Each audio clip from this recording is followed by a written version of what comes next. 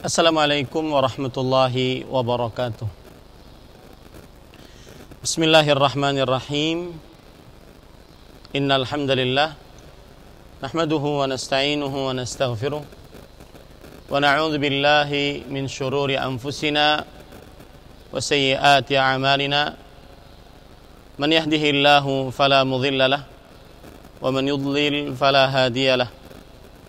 Wa ashhadu an la ilaha illallah wahdahu la syarika lah wa ashhadu anna Muhammadan abduhu wa rasuluh. Ya ayyuhalladzina amanu taqullaha haqqa tuqatih wa la tamutunna illa wa antum muslimun.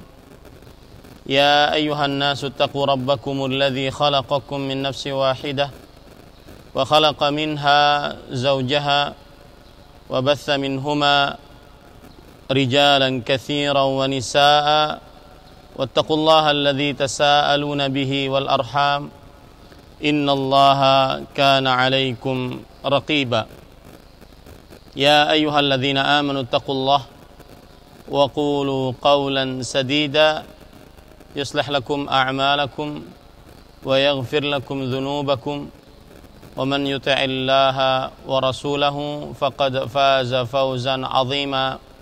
أما بعد فإن أصدق الحديث كتاب الله وأحسن الهدي هدي محمد صلى الله عليه وعلى آله وسلم وشر الأمور محدثاتها وكل محدثة بدعة وكل بدعة ضلالة وكل ضلالة في النار. Alhamdulillah, kita bersyukur pada Allah Subhanahu wa taala. Pada hari ini, hari Kamis 7 Safar 1442 Hijriah, kita dimudahkan oleh Allah Subhanahu wa taala untuk duduk bersama di dalam silsilah Ad-Daurah Asy-Syar'iyyah, rentetan dari kajian Islam intensif dalam rangka penarikan santri Pesantren Intan Ilmu Barito Kuala, Kalimantan Selatan. Salawat dan salam semoga selalu Allah berikan kepada Nabi kita Muhammad sallallahu alaihi wa ala alihi wasallam, pada keluarga beliau, para sahabat, serta orang-orang yang mengikuti beliau sampai hari kiamat kelak. Dengan nama-nama Allah yang husna dan sifat-sifatnya yang ulia, kita berdoa, Allahumma inna nas'aluka ilman nafi'an wa rizqan tayyiban wa amalan mutaqabbala. Wahai Allah, sesungguhnya kami mohon kepada Engkau ilmu yang bermanfaat, rezeki yang baik, dan amal yang diterima. Allahumma amin. Ahibati hafizakumullah, para santri-santriku yang saya cintai karena Allah, semoga Allah Subhanahu wa taala selalu merahmati kita.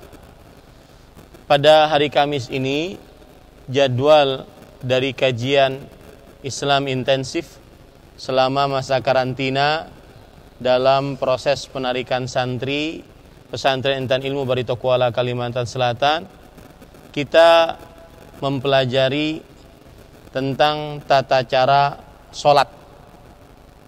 Tata cara sholat.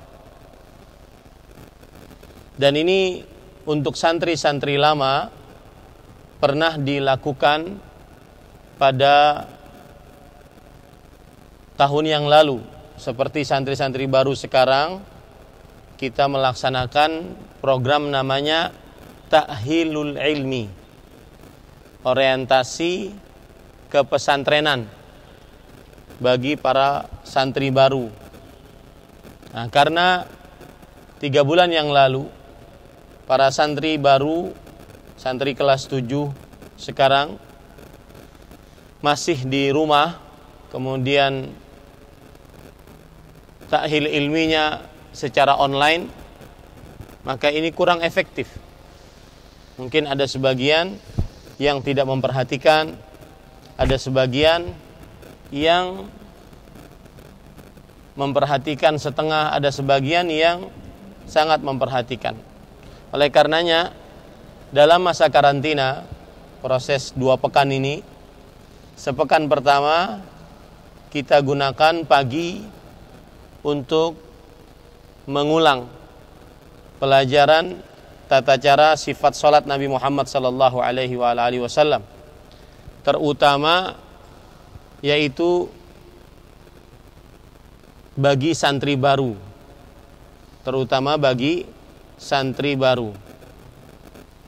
Ahibati hafizakumullah ta'ala, kaum muslimin yang saya cintai karena Allah. Mas Mahdan, kameranya kayaknya perlu diusap tuh. Coba pakai ini aja, kipas anginnya dikesanakan.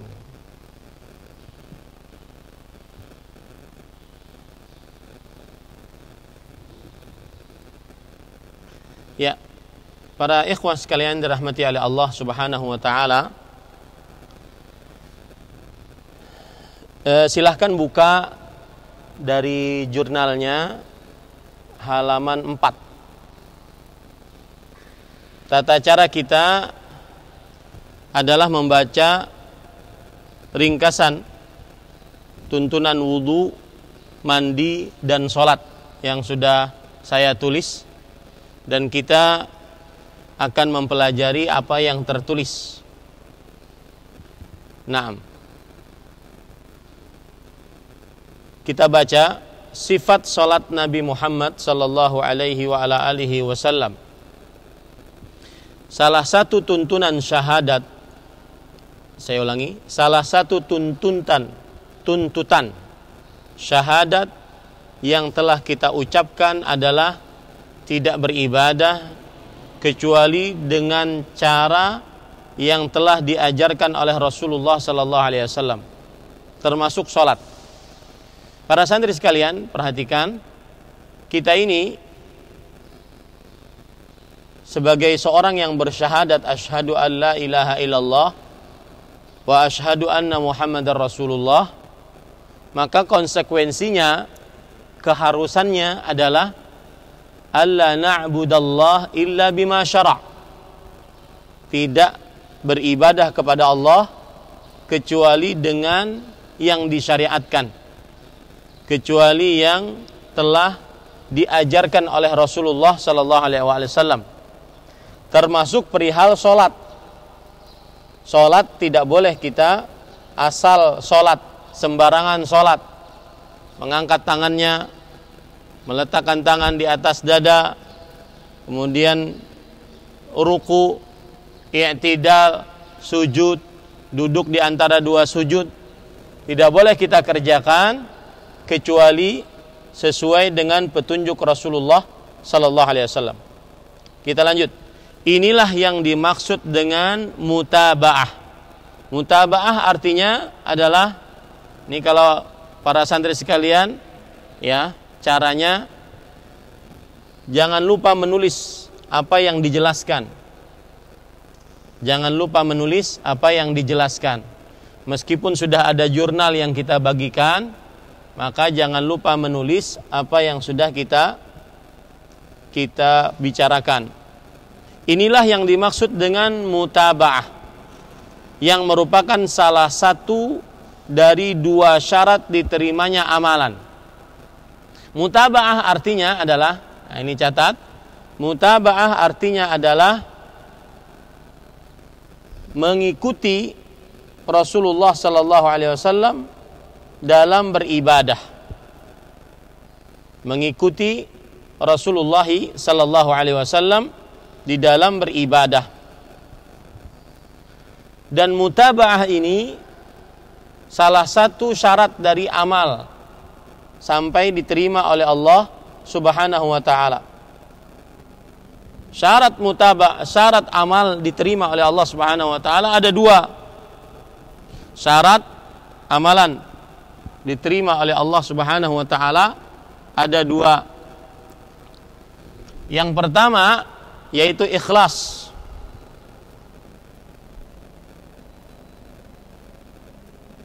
Syarat amalan diterima oleh Allah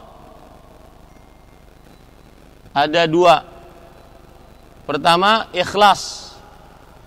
Artinya meniatkan ibadah tersebut murni hanya untuk Allah. Meniatkan ibadah tersebut murni hanya untuk Allah Subhanahu wa taala. Yang kedua, mutaba'ah. Mutaba'ah artinya adalah mengikuti Rasulullah sallallahu alaihi wasallam dalam ibadah. Mengikuti Rasulullah sallallahu alaihi wasallam dalam ibadah. Jika sebuah amalan tidak ada salah satu dari dua ini, maka amalannya ditolak oleh Allah Subhanahu wa taala. Jika amalannya tidak ikhlas, ingin dilihat agar dipuji oleh manusia, maka ini tidak diterima oleh Allah Subhanahu wa taala.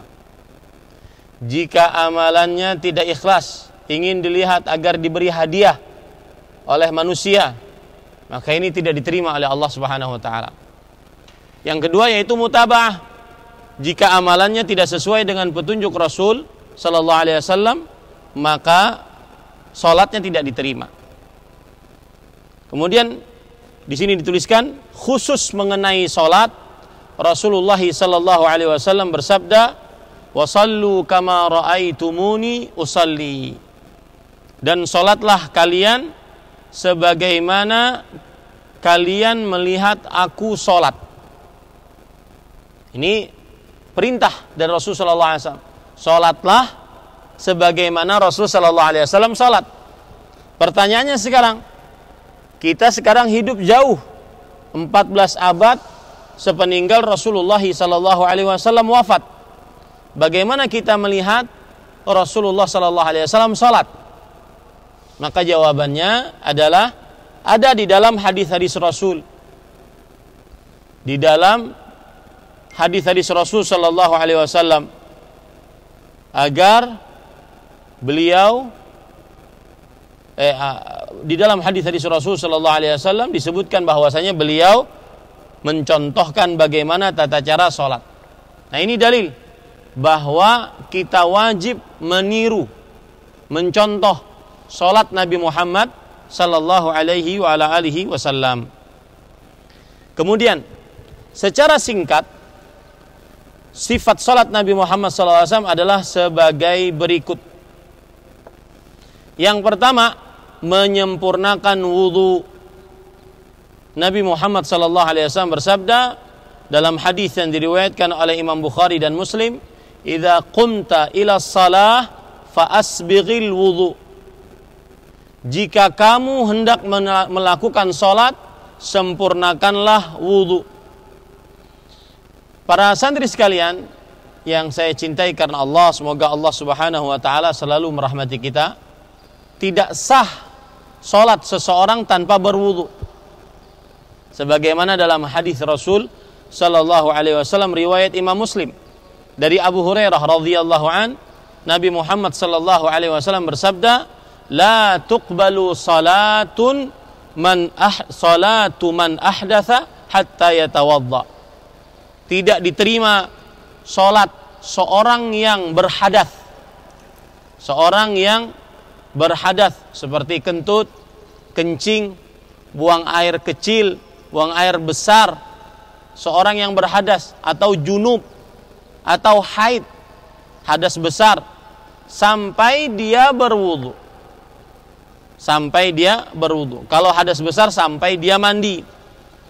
Begitu juga dalam hadis yang diriwayatkan oleh Imam Muslim dari Abdullah bin Umar radhiyallahu anhuma, Rasul sallallahu alaihi wasallam bersabda, "La tuqbalu salatun bighairi tuhur."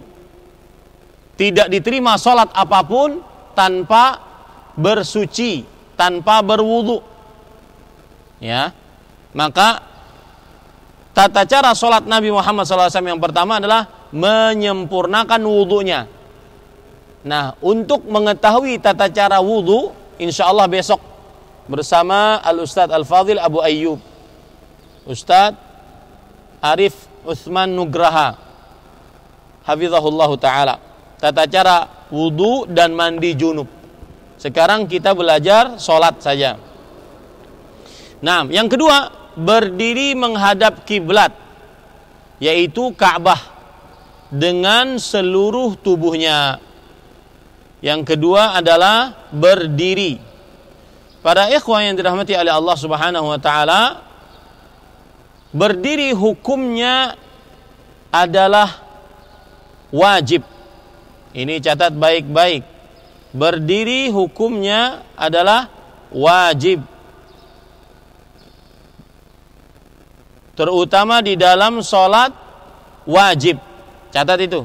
Berdiri hukumnya di dalam sholat wajib bagi siapa yang mampu.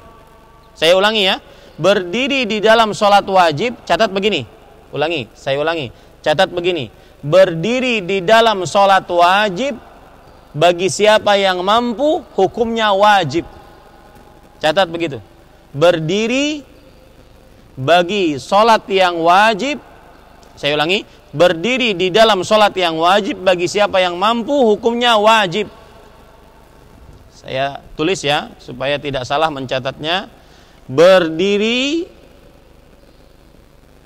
dalam sholat wajib, ya, dalam sholat wajib bagi siapa yang mampu,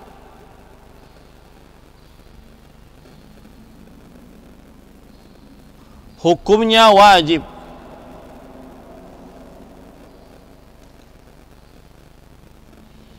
Berarti kalau sholat sunnah boleh duduk. Sholat qabliyah, ba'diyah, sholat tahajud, sholat witir, sholat duha, boleh duduk.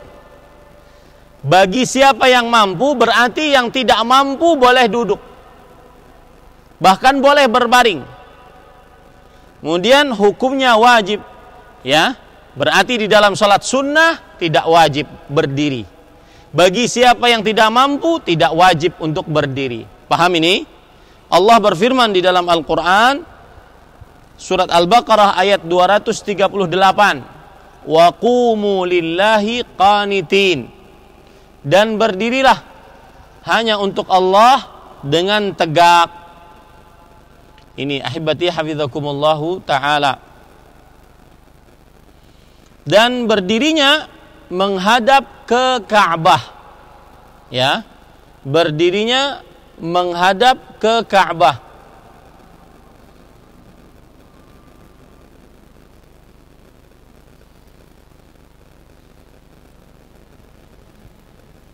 Sebagaimana hadis Rasul sallallahu alaihi wasallam, "Idza qumta ila shalah fastaqbilil qiblah." Jika engkau hendak mendirikan salat, maka hadapkanlah tubuhmu ke arah kiblat. Kiblat yang dimaksud adalah Al-Ka'bah Al-Musyarrafah. Kalau kita di Indonesia menghadap ke arah barat. Di sana adalah terbenamnya matahari. Di sana terbit matahari. Maka kalau kita di Indonesia, kiblat kita ke arah barat. Paham ini para ikhwah? Taib. Kemudian yang ketiga, bagi orang yang menjadi imam, lihat jurnalnya. Bagi orang yang menjadi imam atau sholat sendiri, disunnahkan membuat sutrah, yaitu pembatas berupa tiang, dinding atau benda lain setinggi hasta di arah kiblat, agar tidak ada yang melintas ketika sholat. Ini bagi siapa?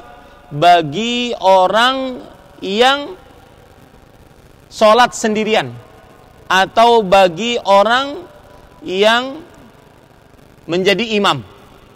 Maka dia meletakkan di hadapannya sutrah. Sutrah sholat itu adalah sebuah pembatas yang diletakkan di hadapan orang yang sholat. Bentuknya boleh apa saja, ya. Boleh seperti ini, misalkan. Ini saya beri contoh ya, beberapa contoh dari sutrah. Perhatikan gambarnya baik-baik. Ini contohnya, ini sutrah bisa dilakukan seperti ini. Ya. Atau bisa juga seperti ini. Ini bentuknya. Jadi kalau para santri ingin sholat sunnah sendirian atau sholat menjadi imam, maka dia menjadikan di depannya sutrah. Dia menjadikan di depannya apa? Sutrah. Hal ini berdasarkan hadis Rasul sallallahu alaihi wasallam bahwa Rasulullah sallallahu alaihi wasallam bersabda, "Idza shalla ahadukum la yusalli ahadukum illa ila sutrah." Janganlah salah seorang dari kalian sholat kecuali dia menghadap kepada sutrah.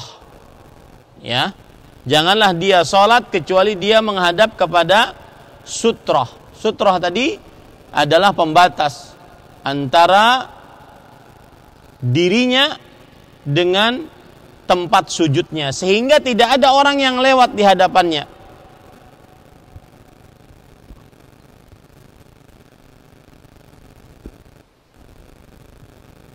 Di dalam hadis yang lain dari sahabat Nabi Abdullah bin Umar radhiyallahu anhuma, Rasulullah sallallahu alaihi wasallam kana idza kharaja yaumal 'id amara bil hirbah fatud'u baina yadayhi fayusalli ilaiha wan nasu wara'ahu wa kana yaf'alu fi dzalika fi safar famin thamma ittakhadhaha al umara. Artinya Nabi Muhammad SAW kalau lagi sholat Idul Fitri, beliau pergi ke lapangan. Di lapangan tidak ada pembatas, maka beliau letakkan al-hirbah. Al-hirbah itu adalah tongkat, tombak kecil.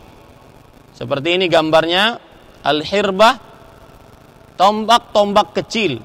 Ya. Ini saya contohkan.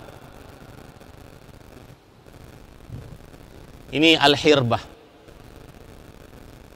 Tombak-tombak kecil. Beliau letakkan di depannya, kemudian beliau sholat menghadapnya. Dan para makmum di belakang beliau. Beliau lakukan juga itu saat safar. Kemudian akhirnya pemimpin setelah Nabi Muhammad SAW menjadikan itu sebagai sebuah kebiasaan. Ini menunjukkan bahwasanya seorang yang ingin sholat sendirian atau menjadi imam, maka disunnahkan dia untuk mengambil sutrah. Namanya apa para ikhwah? Sutrah. Taib. Yang keempat, meniatkan sholat fardu atau sunnah dalam hati tanpa mengucapkannya. Ini pendapat yang lebih kuat, bahwa niat adalah perbuatan hati, bukan perbuatan lisan. Jadi tidak perlu diucapkan. Seperti misalkan yang biasa kita dengar, usalli fardal maghribi 3 raka'atin mustaqbilal qiblati adaan imaman lillahi ta'ala. Ini tidak perlu. Kenapa demikian? Lihat setelahnya, seluruh ucapan dan gerakan salat Nabi Muhammad SAW diriwayatkan secara sangat terperinci, dan tidak disebutkan bahwa beliau melafalkan niat atau mengajarkan bacaan tertentu sebelum mulai salat.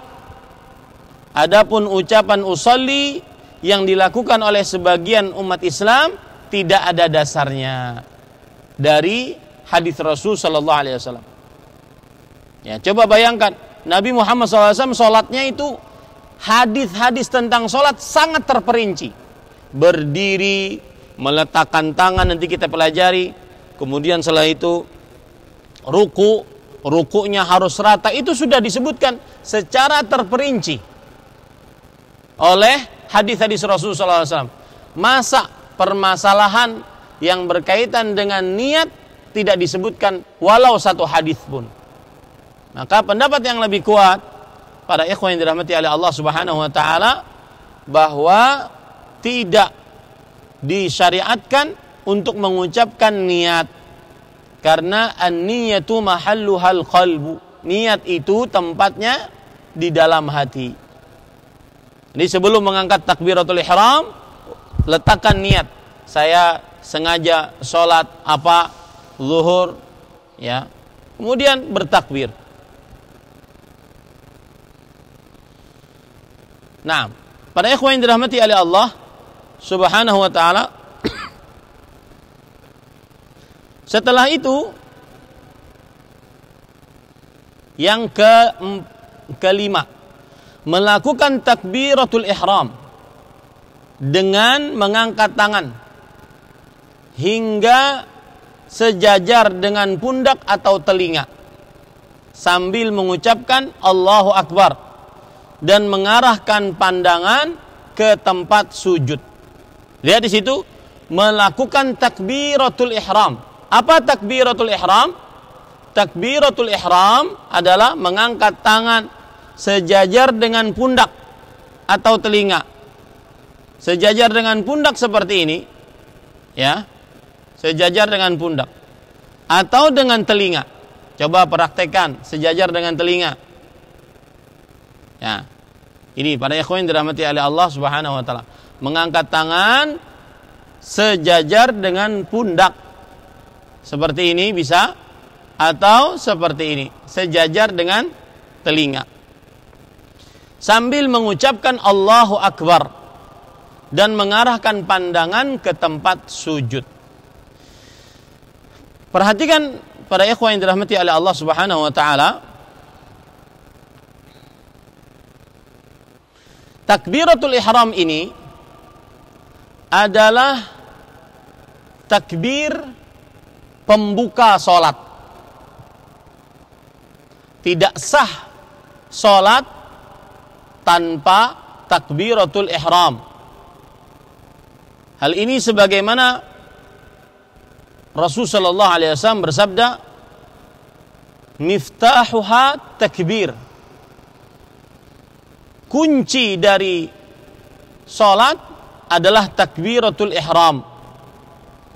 Maka pada saat itu seseorang mengucapkan takbiratul ihram, dan ini hukumnya rukun. Catat ya, takbiratul ihram hukumnya rukun menurut jumhur ulama dari mazhab Hanafi, Maliki, Syafi'i dan Hambali. Rasul sallallahu alaihi wasallam bersabda dalam hadis yang diriwayatkan oleh Imam Abu Daud, miftahus shalah at-tuhur wa tahrimuha at-takbir. Kunci salat adalah bersuci dari hadas, dan pengharaman gerakan-gerakan saat salat adalah ketika sudah mengucapkan takbiratul ihram. Berarti tidak sah sholat seseorang tanpa takbir. Ini kalau seandainya ada santri, imamnya sudah ruku begini, kemudian dia baru datang, apa yang dia lakukan untuk ikut imam? Maka dia takbir Allahu Akbar, kemudian langsung ruku. Ya, jangan sampai dia ruku tanpa bertakbir. Kenapa? Karena takbiratul ihram adalah rukun salat dengan kesepakatan jumhur ulama rahimahumullahu taala. Just iPhone minjem. Taib, para ikhwan yang dirahmati oleh Allah Subhanahu wa taala, kita lanjutkan. Di sini disebutkan dengan sambil mengucapkan takbir. Mengucapkan takbir bisa dengan bersamaan mengangkat tangan. Jadi contoh Allahu Akbar, bersamaan mengangkat tangan.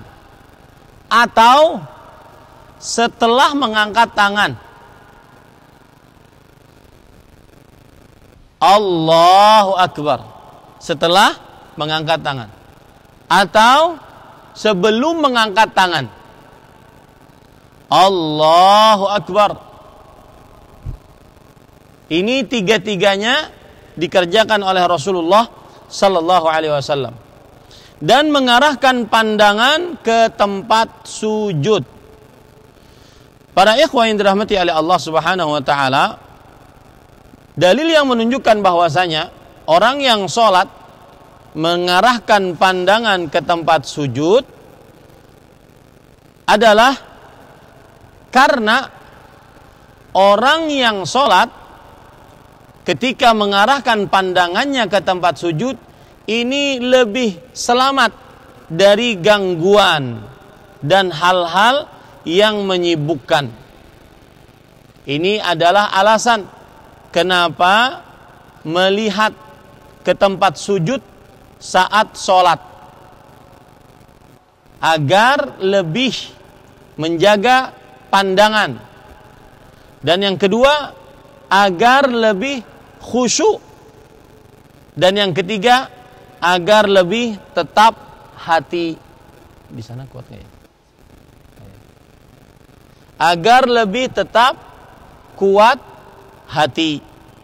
Ini para ikhwah, ini beberapa alasan yang disebutkan oleh para ulama rahimahumullah ta'ala ketika sholat kita melihat kepada tempat sujud.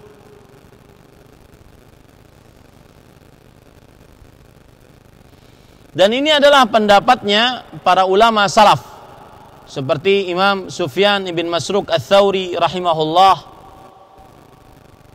dan juga pendapatnya para imam Abu Hanifah, Imam Asy-Syafi'i, kemudian juga pendapatnya Al-Hasan ibnu Hayy. Nah, kemudian yang keenam, meletakkan kedua tangan di atas dada dan menjadikan tangan kanan di atas 3 bagian tangan kiri, yaitu telapak tangan, pergelangan, dan lengan, sebagaimana dijelaskan dalam hadis Wa'il bin Hujur radhiyallahu anhu. Sekarang perhatikan, ini permasalahan meletakkan tangan.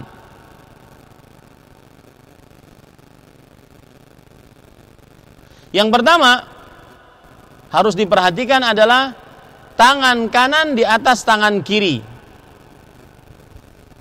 Dan ini dianjurkan hukumnya.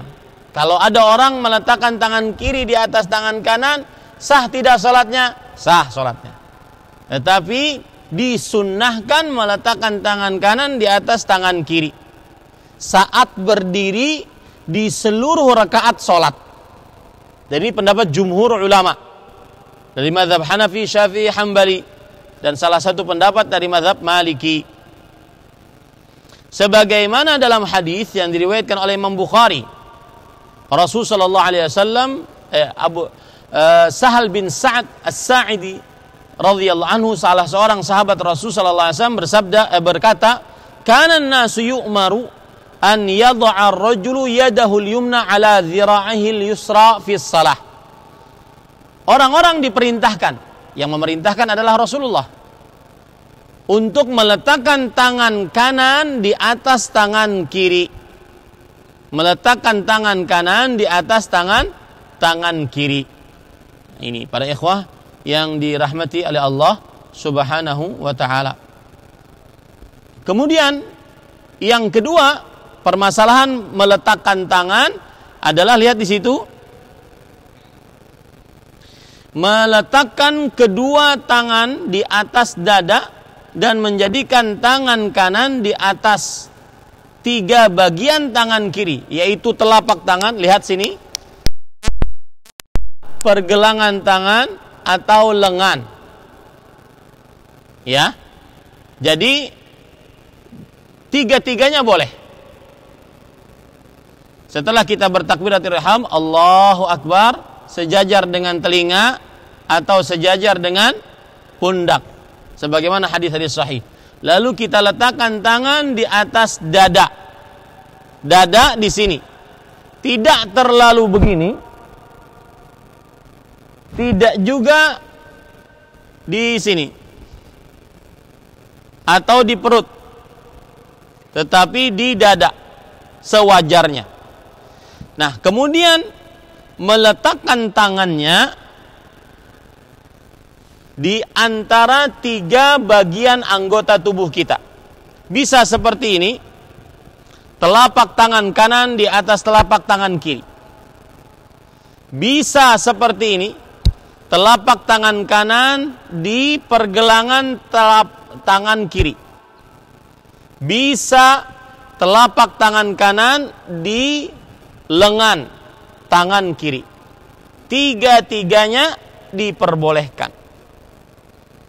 Paham tuh? Baik. Para ikhwah yang dirahmati oleh Allah Subhanahu wa taala.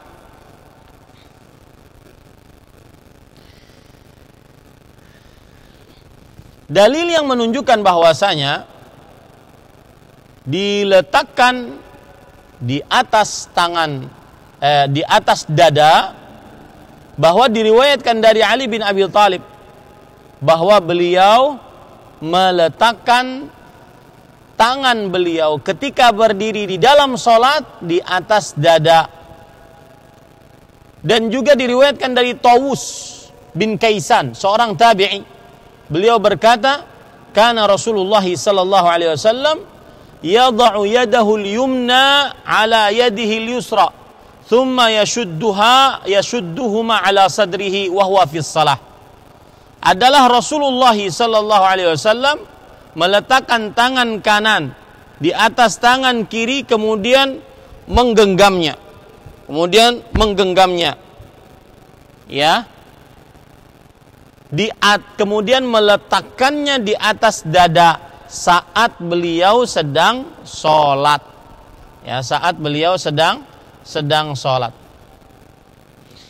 Atau para ikhwan yang dirahmati oleh Allah Subhanahu wa taala, ada sebagian ulama yang mengatakan diletakkan di atas pusar. Ini pusar saya di sini berarti.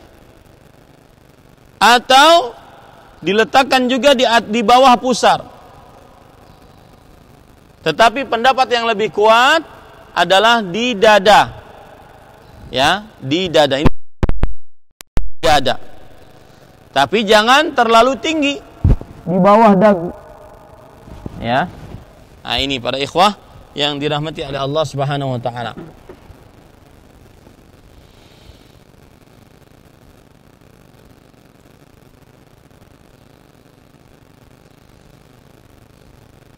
Nah, kita lanjutkan. Yang ke-7, membaca doa istiftah. Yang benar adalah istiftah, bukan iftitah. Yang benar apa? Istiftah. Nah, di sini saya bawakan salah satu doa istiftah. Doa istiftah banyak. Salah satunya adalah yang saya bawakan di sini. Allahumma ba'id baini wa baina khatayai kama ba'adta bainal masyriqi wal maghrib. Allahumma naqqini minal khataya kama yunaqqa ath-thawbul abyadu minad danas. Allahumma ghsil khatayaya bil ma'i wath thalji wal barad. Ini salah satu dari bacaan doa istiftah. Dan hukum membaca doa istiftah sunnah. Ya, hukumnya adalah sunnah. Para ikhwan yang dirahmati oleh Allah Subhanahu wa taala, saya katakan tadi hukumnya adalah apa? Sunnah, membaca doa istiftah. Dan ini pendapat jumhur. Ya, pendapat jumhur.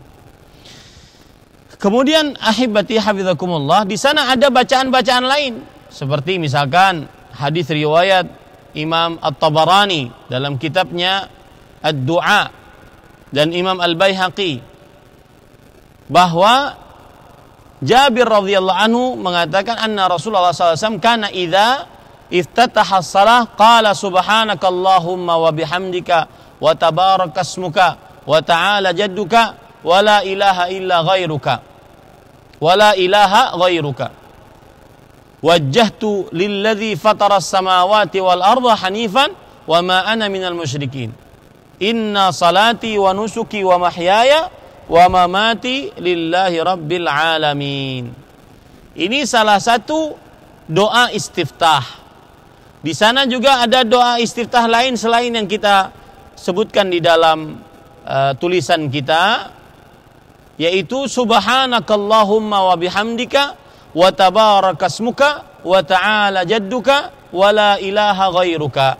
Ini hadis yang diriwayatkan oleh Imam Muslim dari Umar bin Khattab radhiyallahu anhu. Kenapa saya memilih yang saya tulis itu, Allahumma ba'id baini wa baina khataayai? Karena inilah hadis yang paling sahih dari doa istiftah. Hadis riwayat Bukhari dan Muslim. Kalau ingin pendek, yang biasa saya lakukan kalau jadi imam, saya baca yang pendek tadi. Subhanakallahumma wa bihamdika tabarakasmuka wa ta'ala jadduka wa la ilaha ghairuk. Ya. Ini para ikhwan yang dirahmati oleh Allah Subhanahu wa taala.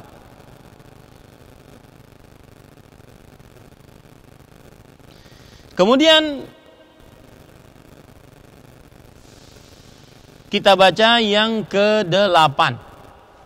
Membaca Al-Fatihah dan mendahuluinya dengan ta'awudz dan basmalah. Ta'awudz artinya ucapan a'udzubillahi minasyaitonirrajim. Catat itu. Ta'awudz artinya ucapan a'udzubillahi minasyaitonirrajim. Boleh mengucapkannya seperti ini. A'udzubillahi minasyaitonirrajim min hamzihi wa nafthihi wa nafthihi. Boleh seperti itu. Atau boleh juga a'udzubillahi minasyaitonirrajim. Dan setelah membaca ta'awudz mengucapkan basmalah. Bismillahirrahmanirrahim. Kenapa mengucapkan basmalah? Karena basmalah, catat ini. Karena bismillahirrahmanirrahim ayat pertama dari surat Al-Fatihah. Bismillahirrahmanirrahim ayat pertama dari surat Al-Fatihah menurut pendapat yang lebih kuat. Ya, menurut pendapat yang lebih kuat.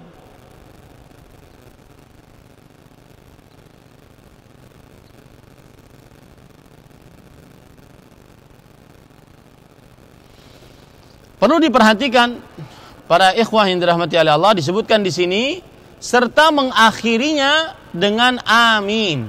Amin artinya adalah ya Allah kabulkanlah.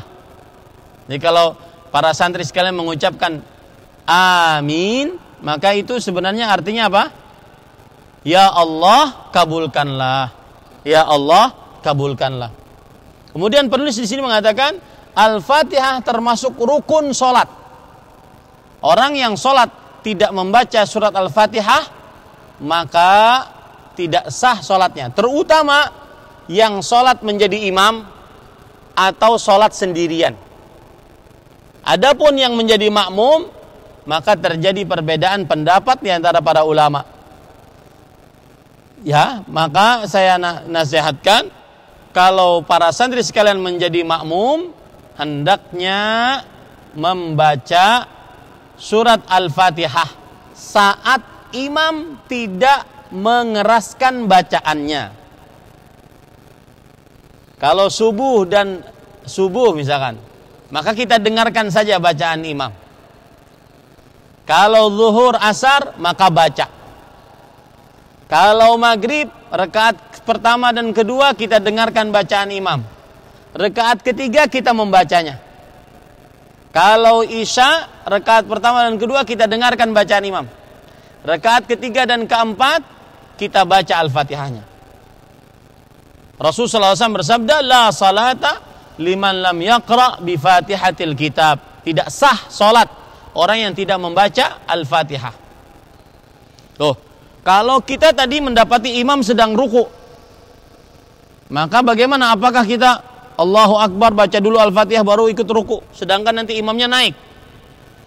Maka jawabannya pengecualian untuk orang-orang yang orang-orang yang masbuk, bahwa batasan maksimal dia mendapatkan 1 rakaat adalah ketika mendapati rukuknya imam, meskipun dia tidak membaca apa? Surat Al-Fatihah. Ya, meskipun dia tidak membaca surat Al-Fatihah. Jadi sekali lagi, yang diwajibkan dan menjadi rukun untuk membaca surah Al-Fatihah siapa saja? Yang pertama siapa? Orang yang sholat sendirian. Yang kedua, orang yang sholat menjadi imam.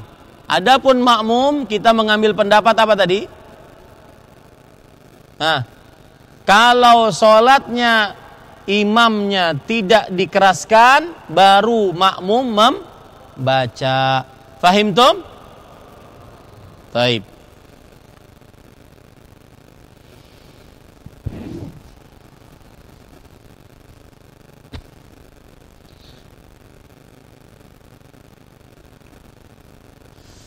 Kemudian, ahibbati hafizakumullah ta'ala, yang ke-9,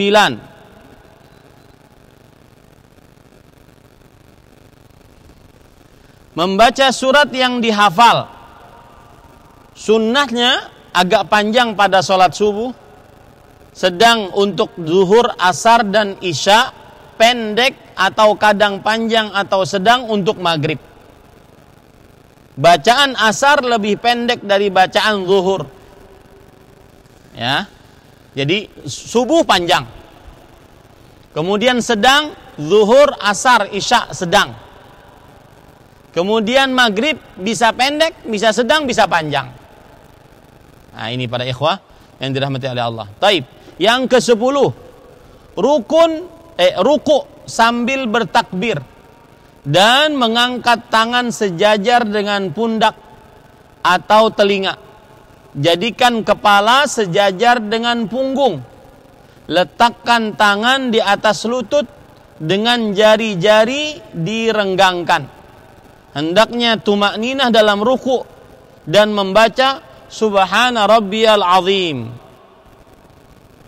Zikir ini diulang-ulang 3 kali atau lebih, dan disunnatkan untuk membaca Subhanakallahumma Rabbana wa bihamdika Allahumma gfirli.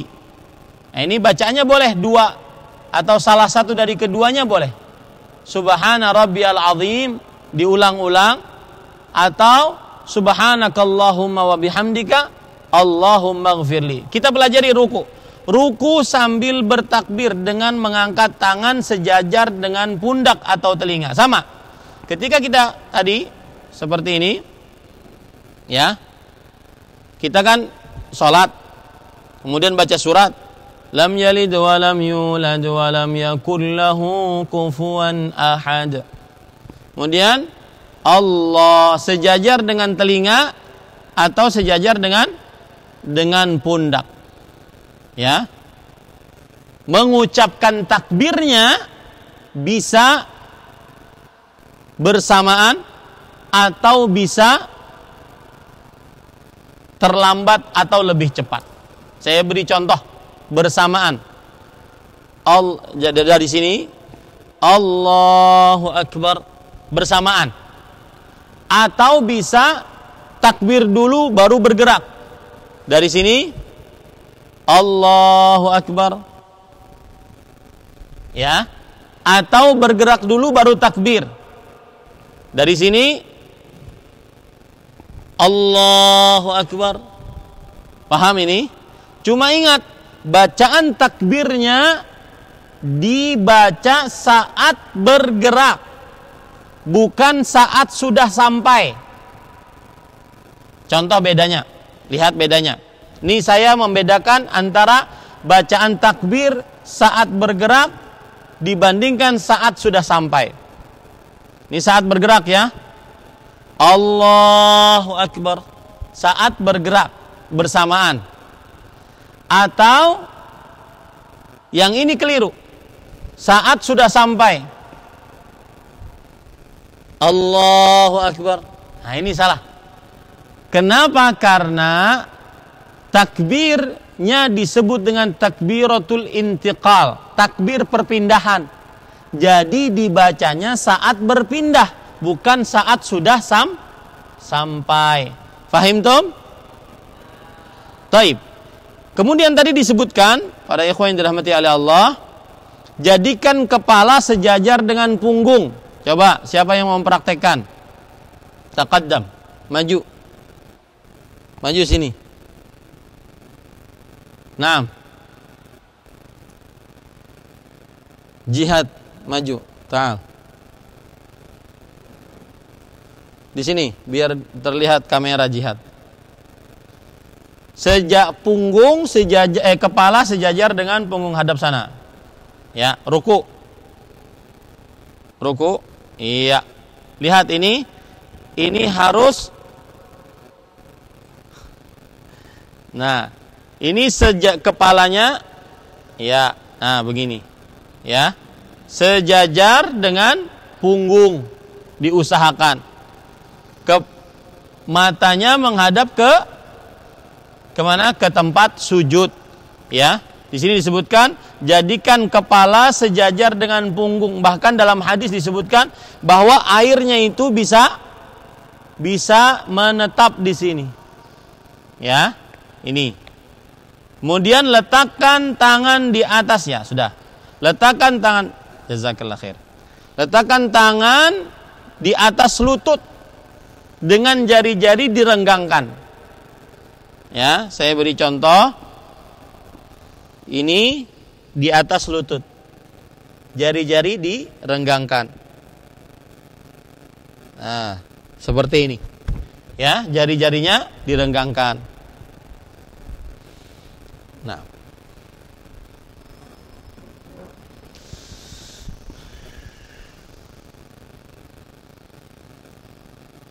Sana. Ya. Enggak usah dirubah-rubah. Taib, pada ikhwan yang dirahmati oleh Allah, kemudian setelah itu membaca subhana rabbiyal azim atau subhanakallahumma bihamdika Allahumma ighfirli. Yang ke-11, mengangkat kepala dari ruku dengan mengangkat tangan sejajar dengan pundak atau telinga. Dari ruku angkat tangan, ya, sejajar dengan pundak atau telinga, dan mengucapkan sami'allahu liman hamidah. Lalu setelah itu mengucapkan Rabbana walakal hamdu hamdan katsiran thayyiban mubarakan fih. Ya. Nah, apakah makmum juga mengucapkan sami'allahu liman hamidah? Ataukah makmum cukup mengucapkan Rabbana walakal hamdu hamdan katsiran thayyiban mubarakan fih? Maka jawabannya, kalau para santri sekalian jadi makmum, maka boleh mengucapkan dua-duanya. Sami'allahu liman hamidah, dan kemudian membaca Rabbana walakal hamdu hamdan katsiran thayyiban mubarakan fih. Ini salah satu bacaan. Di sana ada bacaan lain, Rabbana lakal hamdu mil'us samawat wa mil'ul ardi wa mil'u ma syi'ta min syai'in ba'du. Ya.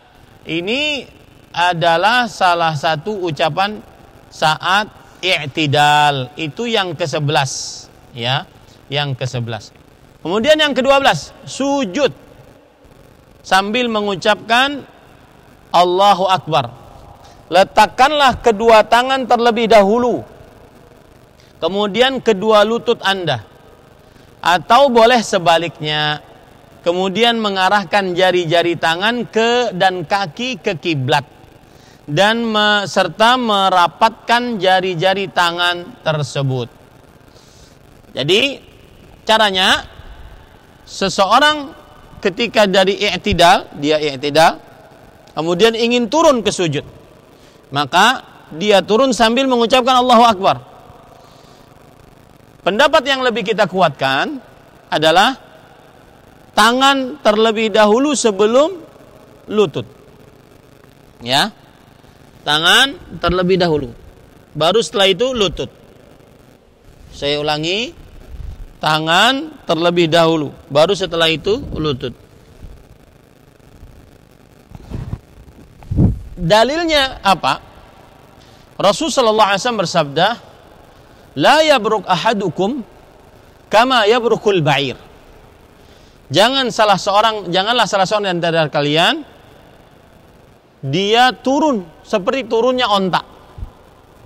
Sedangkan onta kalau turun, lututnya dulu. Onta kalau turun, lutut dulu. Ingin lihat? Saya perlihatkan gambarnya, videonya.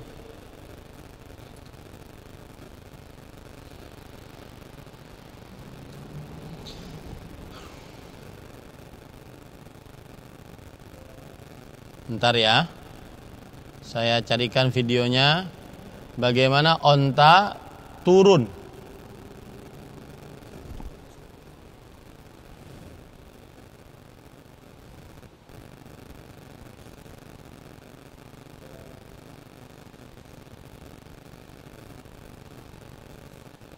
Lihat ini.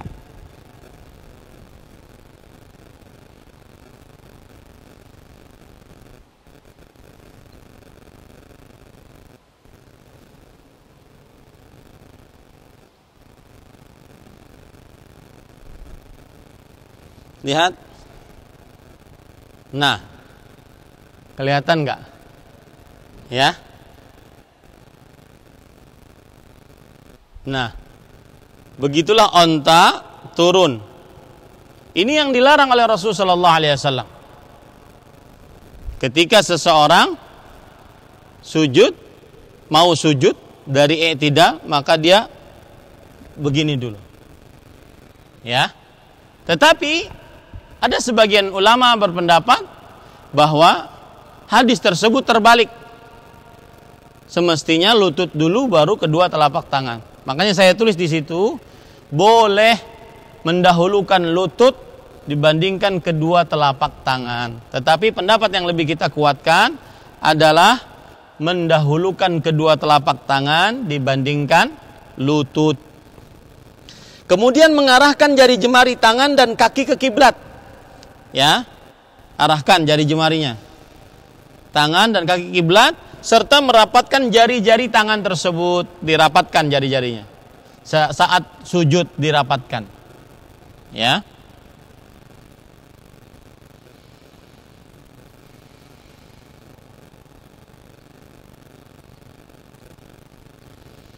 Kemudian, ahibati hafizakumullah, letakkan kedua tangan Anda sejajar dengan bahu atau telinga dan jauhkan lengan tangan dari badan sehingga kelihatan putihnya ketiak.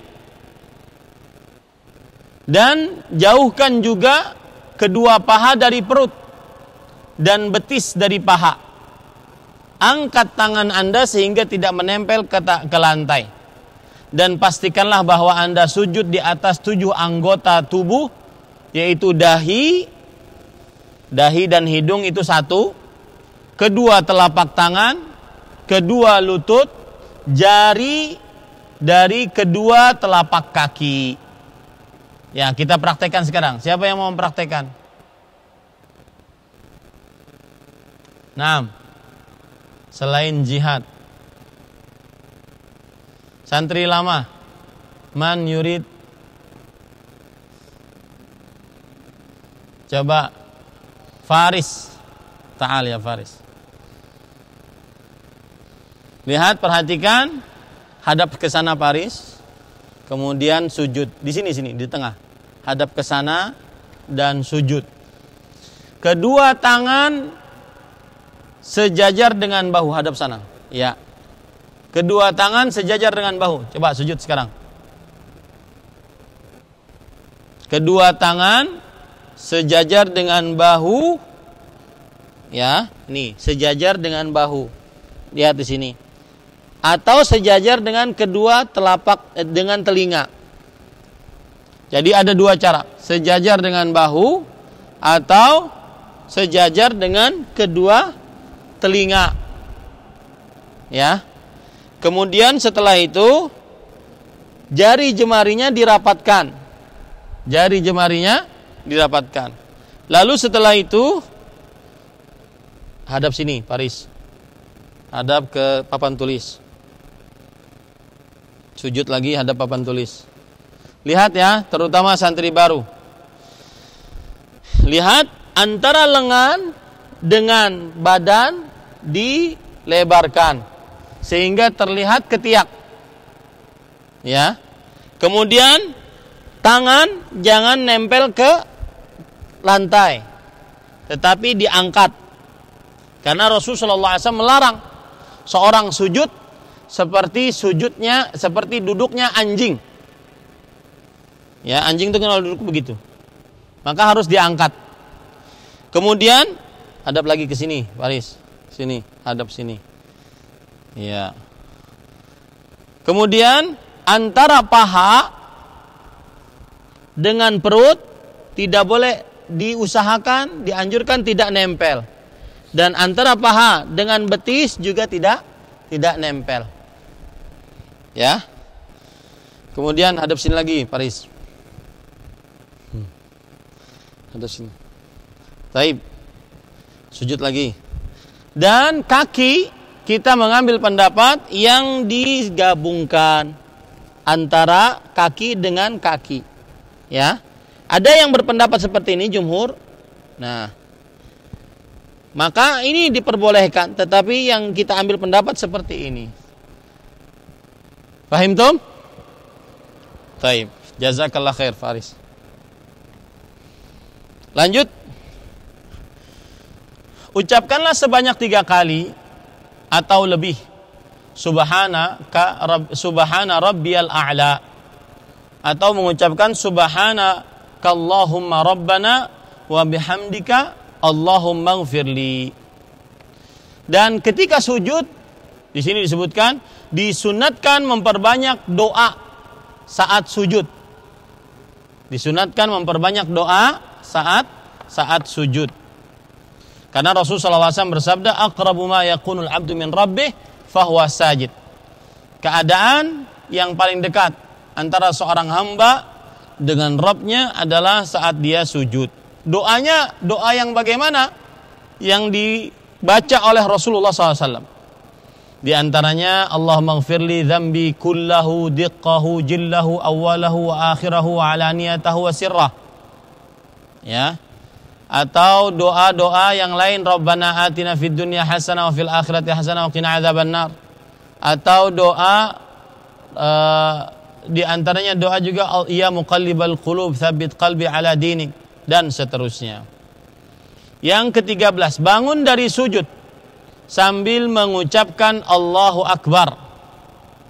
Kemudian duduk iftirash dan merebahkan telapak kaki kiri dan duduklah di atasnya. Dirikan telapak kaki kanan dan letakkan kedua telapak tangan di atas kedua paha dan lutut. Dan ucapkanlah secara berulang-ulang, Rabbighfirli atau Rabbighfirli warhamni wajburni warfa'ni warzuqni wahdini wa'afini. Nah, ini dihafal. Ya, dihafal ini. Kita contohkan sekarang. Siapa santri baru yang agak tinggi biar terlihat? Amin. Tafadhal ya Amin. Duduk iftirash dengan merebahkan telapak kaki kiri. Hadap ke sana, Amin. Hadap ke sana. Iya, duduk. Iya, merebahkan telapak kaki kiri dan duduk di atasnya. Perhatikan. Begini dulu, ya. Nah, ini telapak kaki kiri direbahkan. Kemudian diduduki. Dan telapak kaki kanan ditegakkan. Ya. Hadap ke sana, Amin. Kemudian hadap ke sana. Duduk iftirash. Ya, kayak tadi. Ya. Baru ini diletakkan di atas paha. Tangan diletakkan di atas paha. Ya, tangannya diletakkan di atas paha atau lutut. Dua-duanya boleh. Ya. Seperti ini. Ya, atau di sini. Dua-duanya boleh. Naam. Jazakallah khair. Ke-14, sujud yang kedua kali sambil mengucapkan Allahu Akbar. Kemudian lakukanlah seperti tadi ada yang tertinggal. Ketika sujud, maka bagian tubuh yang terkena dahi, hidung 1, 2, 3 telapak tangan yang dirapatkan, 4, 5 lutut, 6, 7 jari jemari kaki. 7 anggota tubuh yang wajib kena. Ustadz, hidung saya mancung ke dalam gimana? Nggak sampai ke lantai. Maka jawabannya, berusahalah semampunya. Yang tidak sampai ya sudah, mau diapakan. Nah,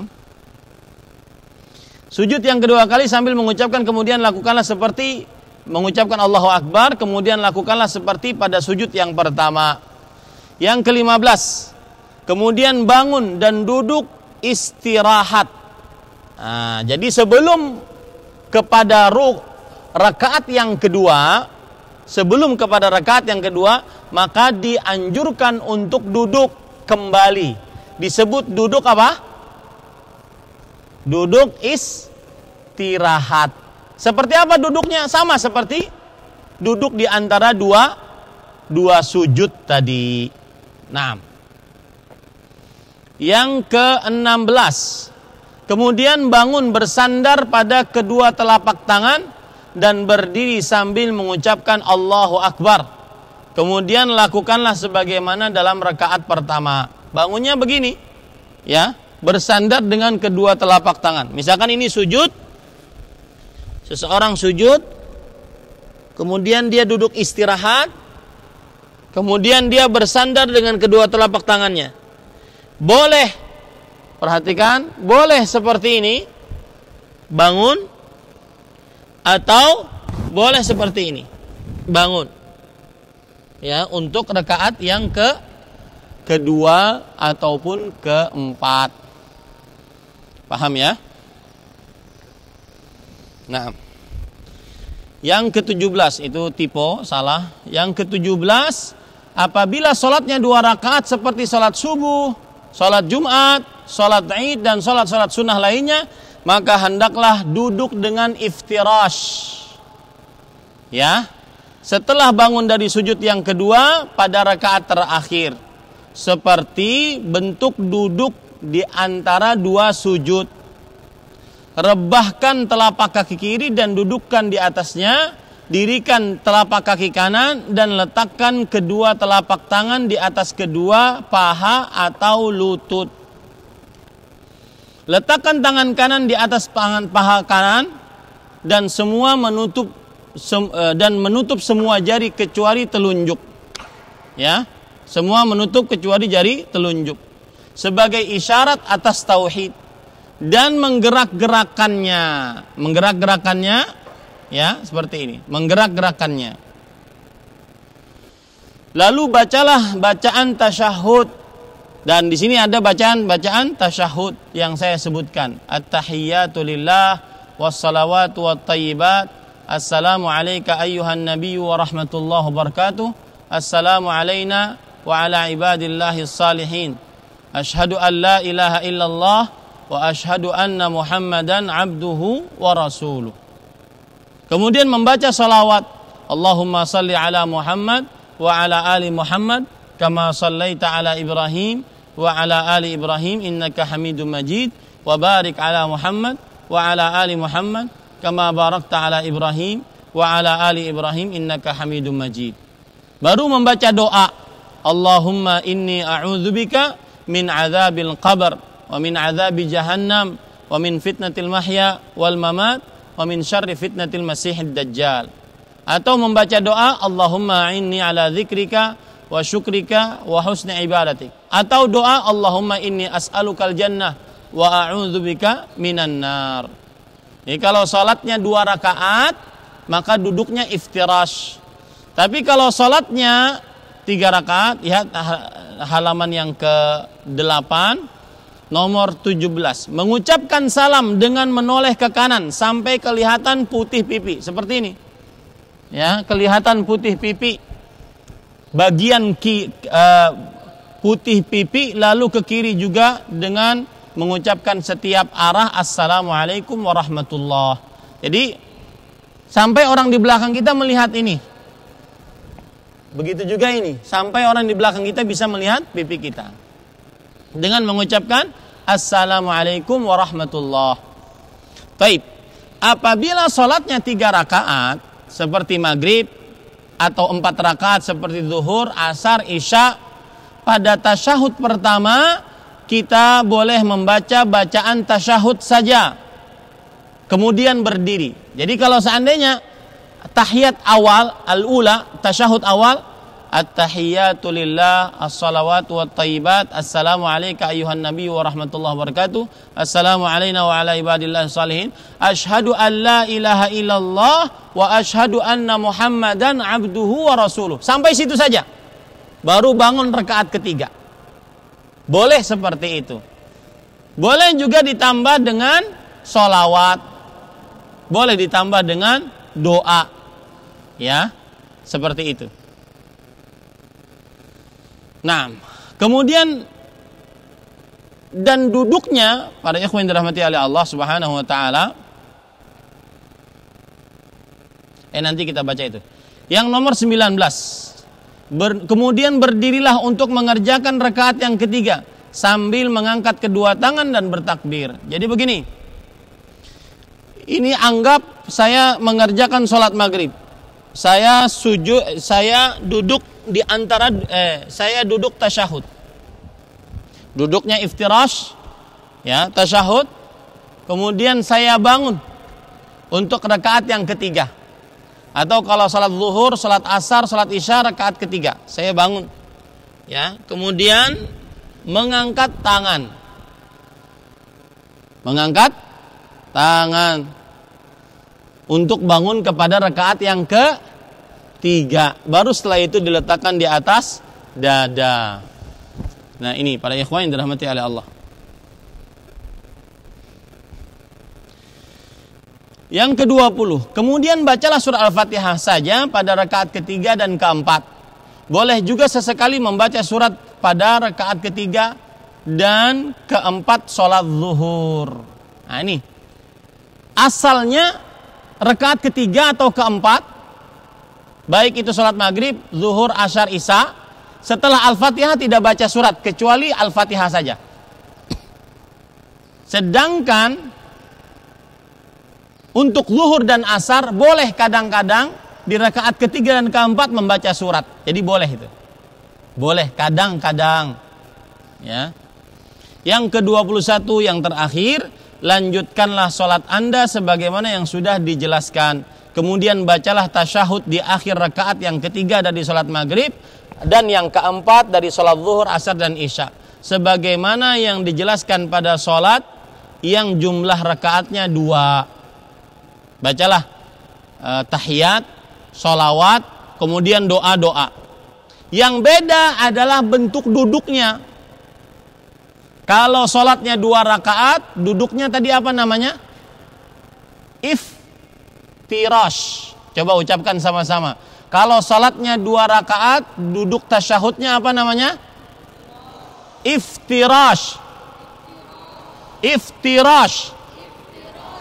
Taib. Sedangkan kalau sholatnya 4 rakaat atau 3 rakaat yang ada 2 tasyahud, tasyahud pertama kita duduk iftirash, tasyahud kedua duduknya tawarruk. Apa namanya? Tawarruk. Nah, tawarruk bagaimana? Sebagaimana yang sudah para santri sekalian ketahui, yaitu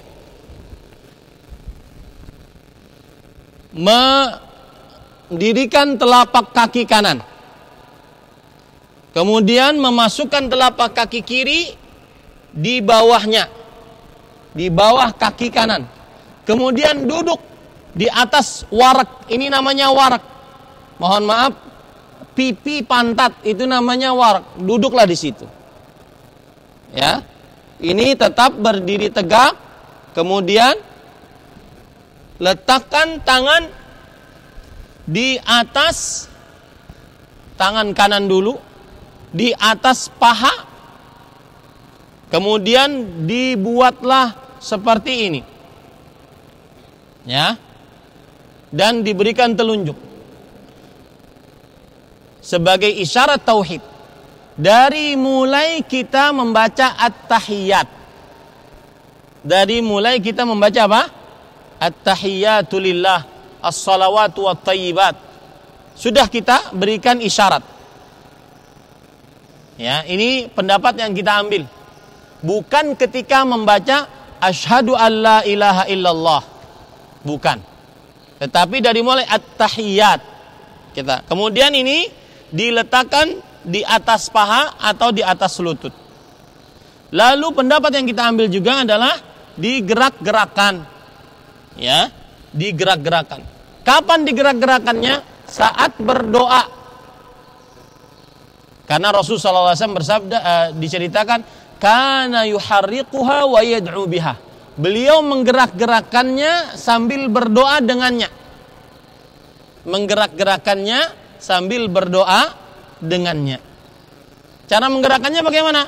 Bukan diputar-putar begini, bukan juga naik turun ke atas terlalu cepat, tetapi digerakkan secukupnya.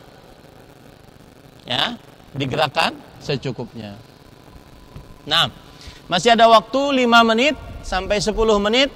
Silahkan jika ada yang ingin bertanya. Habis itu selesai. Ada yang belum jelas para santri sekalian? Silahkan.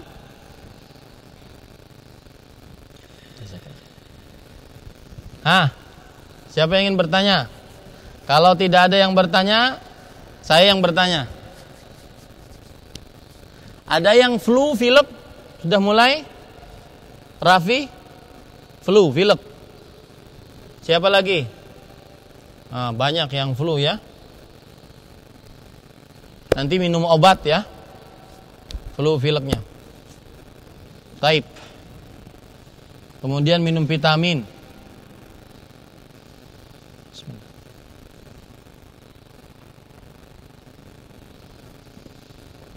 Taib. Ada yang bertanya?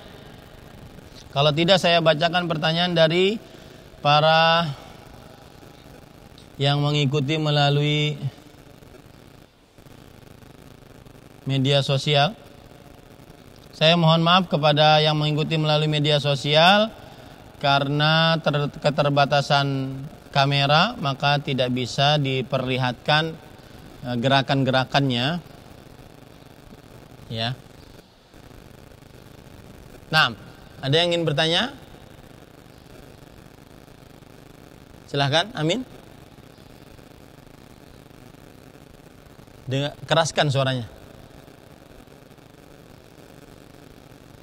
Ketika sutrah antara, misalkan begini, ini tempat sujud saya, berapa jarak antara saya berdiri dengan sutrah?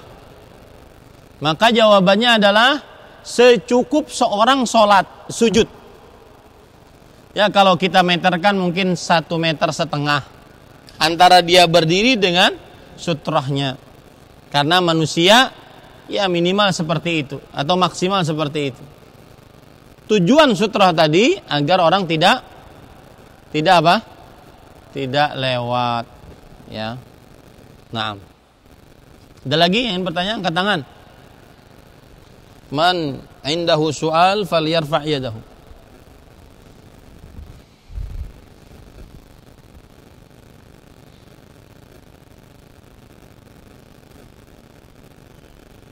Di sini ada pertanyaan. Kalau saya tidak pernah menggerakkan jari, apakah sholat saya kurang sempurna? Maka jawabannya tidak mungkin tidak menggerakkan jari. Kenapa? Karena setiap orang yang sholat pasti dia memberikan isyarat. Isyarat itu namanya menggerakkan. Isyarat itu namanya apa? Menggerakkan. Maka pada saat itu bagaimanapun dia akan menggerakkan karena memberikan isyarat saat tasyahud. Nah, ada memang yang menggerak-gerakan. Nah, ini yang terjadi khilaf di antara para ulama. Dan kita mengambil pendapat menggerak-gerakannya saat berdoa di dalam tasyahud. Wallahu alam. Jika sebagai makmum, apakah makmum mengikuti bacaan istiftah imam atau tidak? Dan bagaimana jika bacaan istiftah makmum berbeda dengan imam? Maka jawabannya kita tidak tahu. Imam, ente bacanya apa? Maka boleh apa saja. Imam baca doa istiftah yang satu, kemudian makmum baca doa istiftah yang dua, tidak mengapa. Tidak berbeda, tidak mengapa. Untuk i'tidal, apakah meluruskan tangan atau sama seperti ketika setelah takbir? Begini. Orang ketika takbir ratul ihram, dia kan begini, Allahu Akbar. Letakkan tangannya di mana? Di dada, di atas dada. Ya. Letakkan tangannya di atas dada. Nah, ketika dia habis ruku, kemudian ingin i'tidal, ya, apakah tangannya ini kembali seperti ini ataukah tangannya begini? Paham ini pertanyaannya? Maka jawabannya terjadi perbedaan pendapat di antara para ulama. Kita mengambil pendapat yaitu tangannya lurus, tidak kembali ke mana? Ke dada, tetapi lurus saja. Ya, kita mengambil pendapat itu, wallahu a'lam.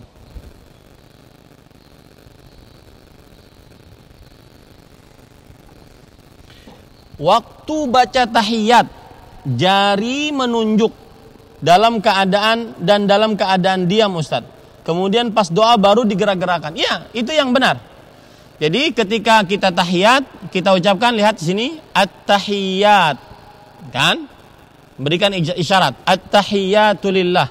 As-salawatu wat-tayyibat. Assalamualaikum ayuhan nabi wa rahmatullahi wa barakatuh. Assalamualaikum wa ala ibadillah salihin. Asyhadu an la ilaha illallah wahdahu la syarikalah wa asyhadu anna Muhammadan abduhu wa rasuluh. Kemudian baca salawat, itu doa, maka digerak-gerakan. Allahumma salli ala Muhammad wa ala. Kemudian membaca empat, minta perlindungan empat. Allahumma inni a'udzubika min azabil qabr wa min azabin nar wa min fitnatil mahya wal mamat wa min syarri fitnatil masihid dajjal. Ya, ini digerak-gerakan. Saat berdoa pokoknya digerak-gerakan. Fahim tum?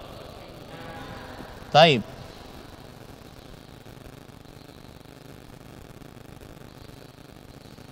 Naam.